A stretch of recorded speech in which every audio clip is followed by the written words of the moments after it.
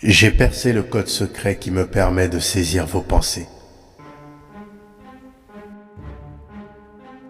Êtes-vous prêt pour cet entretien, monsieur le diable?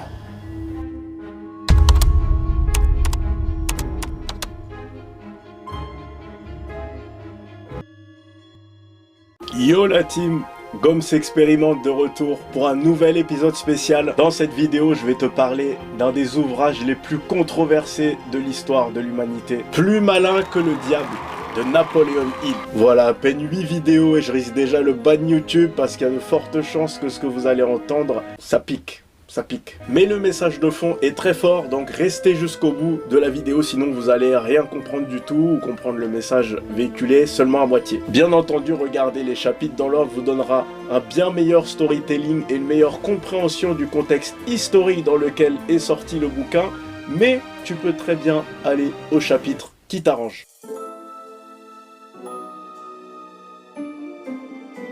Nous sommes le 26 octobre 1883. Au fin fond de la Virginie, dans une cabane à Rondins appartenant à une famille américaine démunie et sans moyens. Au milieu de toute cette misère et de cette précarité, naît un enfant dont la détermination et la malice le hisseront dans les plus hautes strates du pouvoir. Napoleon Hill est un journaliste du Bob Taylor's Magazine qui a donc grandi dans une extrême pauvreté. Il perd sa mère à l'âge de 10 ans.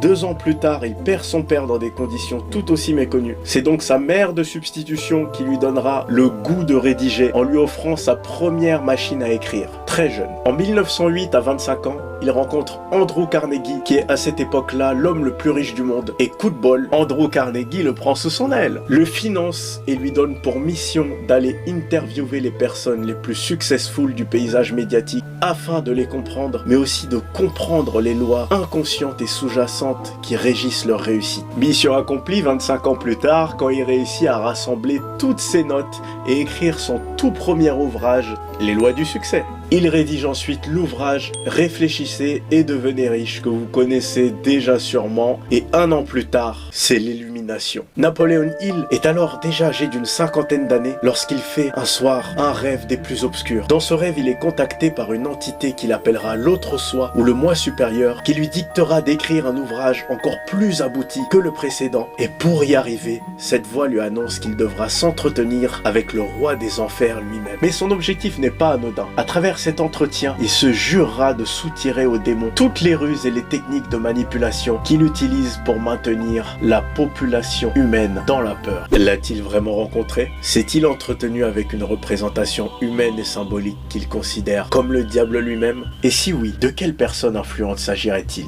Le résumé qui va suivre de cette histoire, à vous faire froid dans le dos, vous donnera des pistes et de quoi vous faire votre propre avis sur ce qui s'est passé en cette journée de 1938. Tout d'abord, dans un premier temps, il faut savoir que le livre est présenté sous la forme d'une interview. Interview qui va opposer Napoleon Hill à celui qu'il prétend être, le diable en personne. Il parviendra tout au long du bouquin, par on ne sait quel procédé, à faire révéler toutes les tactiques qu'il utilise pour manipuler l'esprit humain. L'objectif du diable est de nous mener à ce qui est appelé dans le livre la dérive. La dérive nous distrait de nous-mêmes, de nos projets et de notre relation à l'autre. Le diable commence alors, dès le début de l'ouvrage, à révéler les 12 premières tactiques de corruption qu'il utilise pour influencer la psychologie humaine. En réalité, le diable, d'après ce qu'il prétend, n'est pas une entité visible à l'œil humain, mais c'est plutôt une énergie invisible. Il affirme avec précision que ces 12 stratégies sont en fait des domaines de vie qu'il utilise comme prétexte et comme appât pour mener les êtres humains à la dérive. Le premier et le plus puissant de tous, c'est l'amour. En effet, selon lui, le sentiment amoureux obscurcit la raison s'il est mal compris et déjà en nous. Et la peur de perdre cet amour peut nous pousser à nous oublier nous-mêmes. Ensuite vient la soif d'expression corporelle, en d'autres mots la soif de...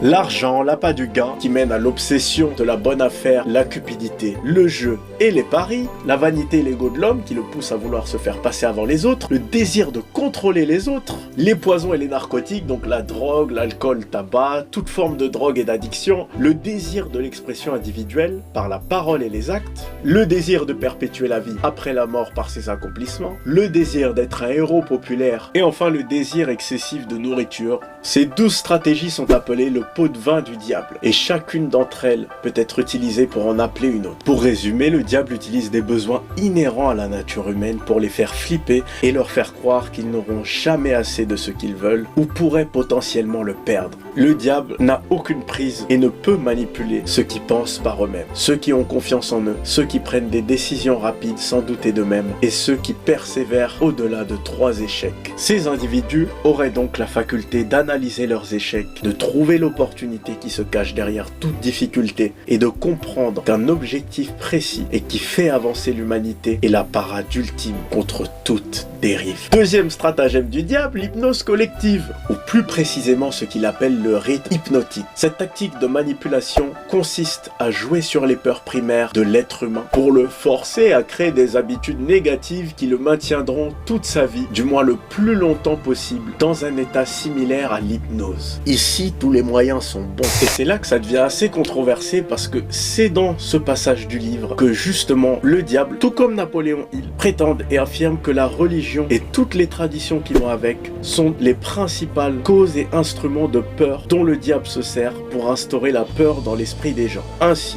le mariage moderne ne servirait plus qu'à enfermer, selon eux, les êtres humains dans la peur de perdre l'amour et servirait aussi à créer des conflits liés à l'argent et à l'éducation des enfants. Ainsi, l'éducation des enfants est elle aussi une arme de destruction massive car elle nous conditionne dès notre plus jeune âge à prendre des habitudes de dépendance au système qui mèneront pour la plupart du temps non pas une passion et le fait de faire quelque chose que l'on aime, mais 9 fois sur 10 à prendre le premier job venu et rester dans ce job pour une bonne partie de sa vie. Vous l'avez donc compris maintenant, l'objectif de la dérive est de maintenir l'esprit occupé par n'importe quoi d'autre que ce que l'on veut vraiment. Peur de la pauvreté, peur de la critique et du regard des gens, peur de la maladie, peur de la vieillesse, peur de l'abandon et enfin peur de la mort. Derrière chaque part d'obscurité, il y a une part de lumière. Le diable n'a donc aucune prise sur tout ce qui s'oppose à la peur, à savoir l'amour de soi, l'espoir et la positivité qui sont de véritables kryptonites pour le diable. Ce que le diable appelle le rythme hypnotique est en réalité une loi neutre qui peut être utilisée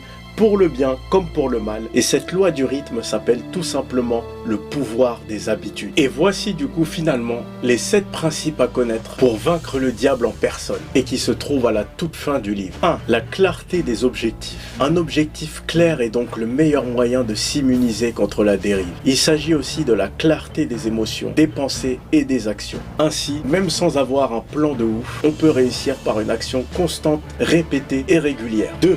La maîtrise de soi, qui passe par le fait de faire preuve de discipline dans ce qu'on aime. Sans preuve extérieure que cela va réussir, on peut alors optimiser son corps et son esprit, notamment par l'alimentation et le fait de réfléchir par soi-même. Et aussi le fait de maîtriser un sujet avec profondeur, car plus le sujet est maîtrisé, moins nous sommes manipulables. 3. Apprendre dans l'adversité, ce qui signifie apprendre des échecs, mais aussi des obstacles, savoir se responsabiliser de ce qui nous arrive et corriger de nous-mêmes nos propres erreurs. 4. Choisir son environnement, c'est-à-dire choisir les personnes que l'on fréquente, les personnes qui sont dans le soutien de nos projets, dans l'amour ou au moins dans le respect et la compréhension de qui nous sommes. Pour cela, Napoléon Hill utilise la notion de trouver son groupe mastermind. En d'autres mots, un groupe qui avance soit dans le même objectif, soit un groupe de personnes de qui on souhaite s'inspirer, ou au moins un groupe qui partage la même vision du monde. Choisir ce qui nous entoure ne doit pas être confondu avec de l'égoïsme, mais doit plutôt être vu comme une nécessité par amour de soi si on souhaite atteindre le succès et l'épanouissement. 5. L'harmonie. Par harmonie, on entend mettre en lien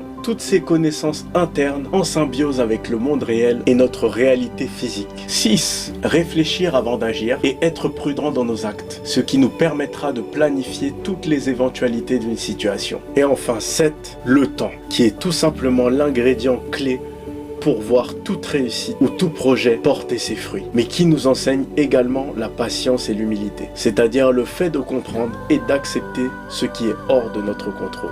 Nos difficultés ne sont pas les conséquences de circonstances immédiates, mais le point culminant d'une série d'habitudes qui se sont consolidées dans le temps par l'intermédiaire de l'habitude de dériver. C'est donc par le temps et avec le temps que l'habitude de gagner au jeu de la vie se met en place. Patience est mère de vertu. Quelles leçons peut-on tirer de cet ouvrage? Ce que j'ai gardé à l'esprit et que j'expérimente au quotidien est de garder en tête qu'à terme et avec l'âge adulte, l'éducation personnelle est la clé de la liberté. Et enfin, rappeler une des conclusions de l'ouvrage. Chaque individu qui a réussi en ce bas monde a déclaré avec certitude qu'il n'a jamais autant appris sur soi et amélioré ses compétences que quand il a été seul.